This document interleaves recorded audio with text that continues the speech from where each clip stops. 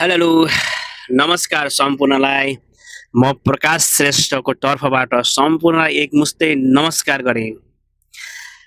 आज मिति 2082 साल फागुन महिनाको 21 गते हाम्रो देश नेपालमा निर्वाचन तथा चुनाव हुँदैछ आजको दिनमा। अब त्यो मतदान त गर्न पाएन, यति महत्त्वपूर्ण चुनाव भोट त मैले हाल्नु पाएन। सरकारले यति अनलाइन मार्फत भोट हाल्ने सिस्टम बनाइदिनु भएको भएदेखि म पनि एउटा भोट हालिदिने थिएँ, एउटा भोट खेलेर जाने थिएन। यति महत्त्वपूर्ण हुने थियो। अहिलेको विषय या भोटिङ भनेको यति महत्त्वपूर्ण छ कि मेरो एक भोटले गर्दाखेरि 5 वर्षको लागि हाम्रो सरकार जो पनि बन्नुहुन्थ्यो उहाँलाई धेरै सहज हुने थियो होला। तर अहिलेको बसाइ भनेको मेरो कुवेतको खाडी मुलुकदेखि ल हेर्नुहोस्, अहिले मार्च महिनाको 5 तारिक यहाँ। अब ल हेर्नुहोस् यति गर्मी छ, ल मेरो पसिनाहरू यसरी पसिना बेच्नुपर्छ यस्तो खाडी मुलुक आएर।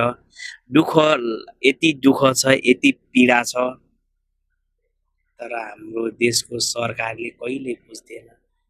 हाम्रो देश नेपाल स्वर्ग जस्तो ठाउँ, तर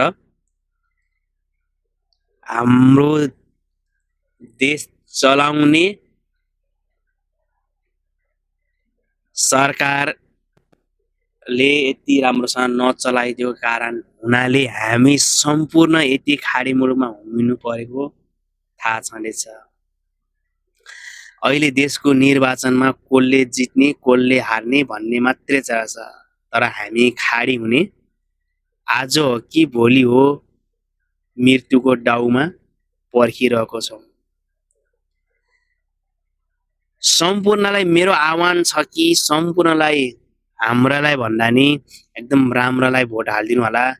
तपाईँहरूको एक भोट खेर नजाओस्। एक भोट एकदम महत्त्वपूर्ण छ। तपाईँहरूको एक भोट हालेको कारण अनि हाम्रो सरकार जो बन्नुहुन्छ चुनाव उहाँहरूलाई 5 वर्षको लागि एकदम सहज होस् भन्न चाहन्छु।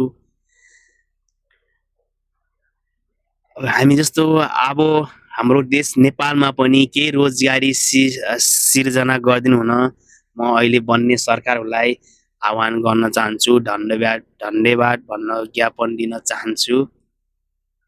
अब यस्तै छ हाम्रो हालत। सधैँभरि हामी खाडी कसरी अब यस्तो गर्मीमा है, अब यति लयहरू पसिना यस्तो छ, हामीले यसरी पसिना बेच्नुपर्छ। म एकदम दुःख व्यक्त गर्न चाहन्छु। हस्त आजलाई म भोलि नेक्स्ट पार्टमा आउँछु। हस्त जय नेपाल। अब बन्ने सरकारलाई धन्यवाद दिँदै गुड बाई बाई।